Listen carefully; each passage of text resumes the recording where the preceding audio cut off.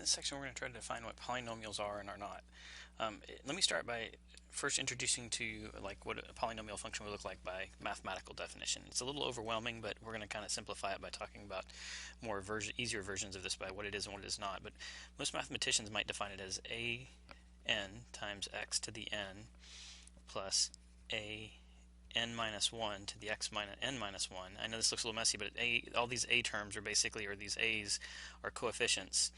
And this would end up going all the way down until you got to basically something like a squared x squared plus a1x plus maybe a0, where all a's are usually real numbers. I know this, I just want to try to start defining this, in all exponents of the variable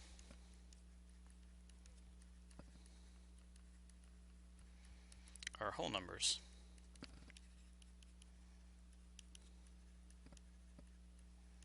And in case you forgot what whole numbers are basically like 0, 1, 2, 3, and they go on.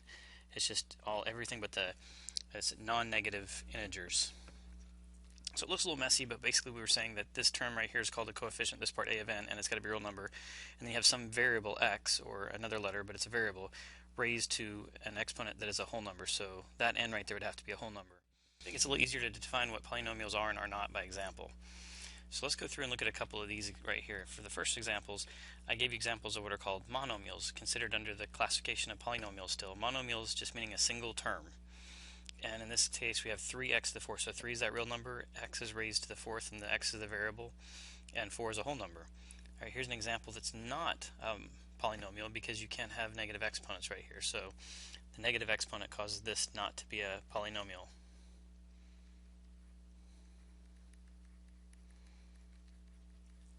Alright, a squared, it still has a coefficient of 1, even though it doesn't, you won't have to write the number. We understood there's a 1 right there.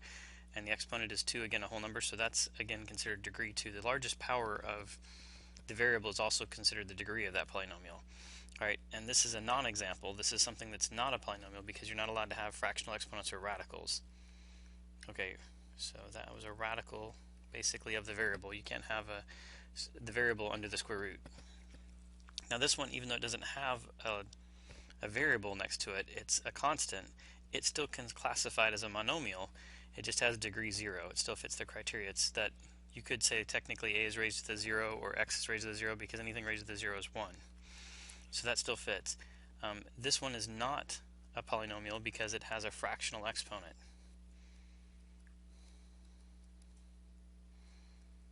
So these are all reasons that things can't be polynomials. Maybe it would make more sense to use red since these are things that it can't be. Alright, the next set examples of binomials. Alright, again here we have 2n cubed minus n to the first, and in this example right here the degree would be 3 because the highest power of a variable is 3, so the degree is 3 for that one. And in this example we can't have, basically, even this would almost simplify to something that might simplify to 2 plus 1 over x. You can't have a variable in the denominator basically, which would be the same as x to the negative 1, so it's kind of like having a negative exponent. So let me write that, variable in denominator.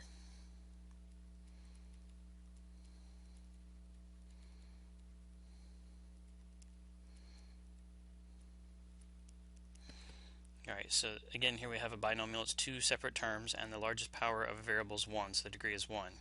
This is the first example here that we've been given of multivariable polynomial, or multivariate polynomial. It has more than one variable. And when this happens, if you want to find the degree, you add the exponent. So the degree of this term is 7. 3 plus 4 is 7. The degree of this term is 4 plus 5, which is 9. And you always take the largest power, the largest degree of any single term as the degree of the polynomial. So the degree of that polynomial would be 9. And again, on this example, again, we can't have the square root or a radical of a variable. So that's not a polynomial. Right, now we're going to look at trinomials. These are 3 terms. So here you can see clearly we have 3 terms, and we have a real number in the front and the coefficient, which is still okay, and the largest degree, or the largest power of x is 3, so the degree of the polynomial is 3. Alright, this is almost a polynomial except for that right there. It can't happen. As we said earlier, you can't have negative exponents. So that's what makes that one not a polynomial. This one isn't simplified, but if you were to distribute that d inside of each of these, the power of d would go up by 1, so this would become d cubed plus 2d to the 5th minus 2d. So again, the largest power of a variable is 5, and so that's why the degree of that polynomial is 5. Alright, this is a new one. We haven't had this happen. This is a non-example of a polynomial. You're not allowed to have the variable in the exponent. That makes that one not a polynomial.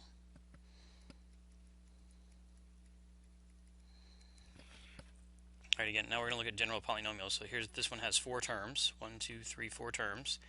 And the largest power of x is 4, so the degree of the polynomial is 4. And here we have something that would have multiple variables, but again, we can't have a variable in the denominator to be a poly. So these are not polynomials. Variable in the denominator is not something that we can have for it to be a polynomial. Alright, now something interesting here, this is a monomial, and 5 is the leading coefficient, and y to the 6.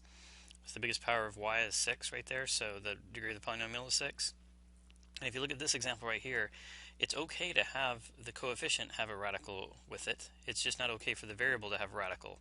It can't have the variable in the radicand.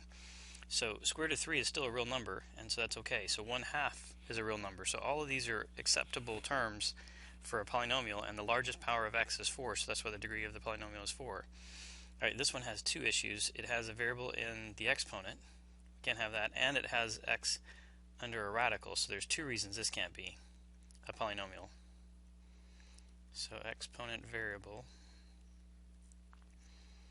and that radical, basically you can't have a variable under radical. Alright, so let's see if we can go through and simplify a couple of these polynomials by adding and subtracting and multiplying, and then at the end we're also going to list the degree and what's called the leading coefficient. Alright, so for this first one, it says 7x plus 3 minus 2 minus 2x. We've done some of these earlier. It's just the same as simplifying an expression still. This is just a binomial minus a binomial. So what I would do here first is distribute the negative and rewrite this as 7x plus 3 minus 2, and then negative times a negative is a positive, so it would become plus 2x. And then 7x and 2x are like terms. So if I combine those together, 7 plus 2 would become 9x. And 3 and negative 2 are also like terms, they're both constants. So 3 and negative 2, that would be plus 1. And so this simplifies to 9x plus 1. And then we could say the degree of this is the largest power of x, which the largest power of x is 1. And the leading coefficient is just the number in front of that largest power of x, the coefficient of it. So leading coefficient is 9 for this one. All right, a little bit longer problem in this next one.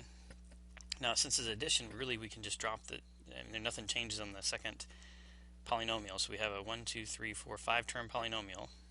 5x cubed minus 3x to the 4th minus 2x minus 9x squared minus 2 plus 3x cubed. I can just drop the parentheses because it's a plus 2x squared minus 5x minus 7. Now, it's common to put these in descending powers of x. So the largest power I see here of x is x to the 4th, and it's all by itself. So I think I'll just bring that down here first. So that would be negative 3x to the 4th. Okay, the next smallest power of x is 3.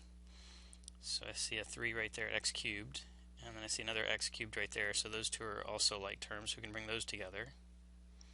So a positive 5 and a positive 3 together, if we add those, that would be 8x cubed. And the next smallest power of x is x squared. So negative 9x squared and positive 2x squared. We can combine those together next. Alright, so negative 9 plus 2, that would be minus 7, or negative 7x squared.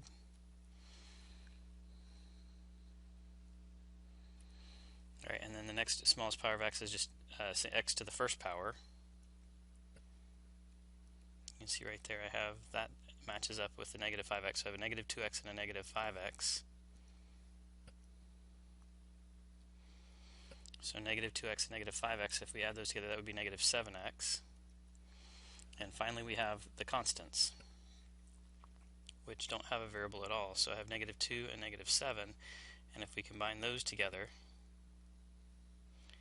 negative 2 and negative 7, if we add those, that would become negative 9. Alright, so the simplified polynomial would be negative 3x to the fourth plus 8x to the third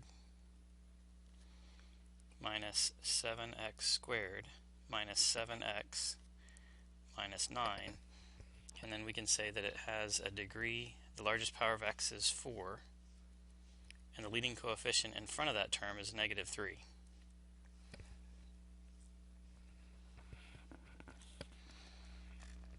Now let's try the next one. So this next one requires that we first distribute the 3 before we simplify.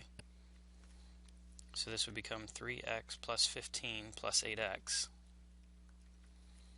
And then we can collect the 3x and the 8x. Those are both like terms. Those are both x terms. So 3 plus 8, that would come together to make 12x, or sorry, 11x. So go to the next term, 11x. And then bring down the 15. So that would be 11x plus 15. And again, the degree of that would be the largest power of x, which is 1 in this case.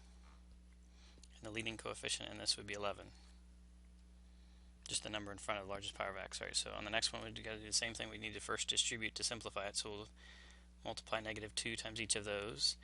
And we'll distribute the negative for each of these. So this would become negative 6x minus 4y minus 5x, and negative times that negative would be plus 6y plus 2x minus 7. So you just got to bring down the rest of the terms. Alright, so the first thing I'm going to do is collect the x terms. I have a negative 6x, a negative 5x, and a 2x. Those are all like terms that can be brought together. So negative 6 plus negative 5 is negative 11, and negative 11 plus 2 is negative 9. And then I can bring together the y terms. So negative 4y and positive 6y, if I add those together, negative 4y plus 6y, that would be plus 2y. And finally, in the last step, all I need to do is bring down the constant that's all by itself.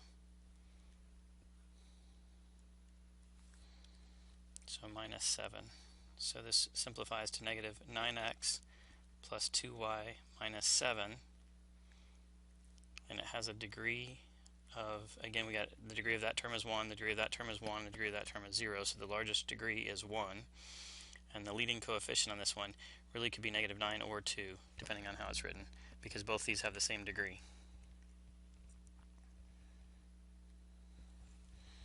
Alright, one more time we have to distribute a negative here before we can simplify this. So distribute the negative, rewrite this. So this will be 2x squared plus 5x minus 6x squared plus 2x. All I did is distribute the negative. Negative times that, negative times a negative is a positive. Alright, now we're going to start by collecting like terms. So we have 2x squared and negative 6x squared, both like terms, and the largest power of x, we'll bring that to the front. So 2 plus negative 6, that would be negative 4x squared. The power doesn't change when we're adding these. And then 5x and 2x are also like terms. They're both positive, so 5 plus 2 is plus 7x. So we could simplify this to negative 4x squared plus 7x. And the degree of this is the largest power of x, which is in this case 2. And the leading coefficient is the number in front of that biggest power of x, which is negative 4. Now we're going to do some multiplication of polynomials. Or one more addition problem, sorry. Alright, so this is 2x cubed plus 5x minus 8. Nothing to distribute because it's just plus, so we're going to say plus 5x cubed minus 9x squared minus 11x plus 5. So we'll start by collecting the, wrong one right there, the x cubed terms. We have 5x and 2x cubed. We can bring those together first. So 2x and 5x cubed, that would combine to make 7x cubed. Next we would combine the 5x, or let's do the squared term next. Let's go in descending powers of x. So we have an x squared term all by itself right here. So let's bring that down next. I'm just going in descending powers. Minus 9x squared. Take the sign to the left of it. Right, then we have 5x and negative 11x. We can combine those together next. Alright, so 5 and negative 11. If you add those together, that would leave us with a negative 6x. And finally we have the constants. We have negative 8 and positive 5. And if we add those together, negative 8 and positive 5, we'd have negative 3. So 7x cubed minus 9x squared minus 6x minus 3 has a degree of 3, that's the largest power of x, and a leading coefficient of 7.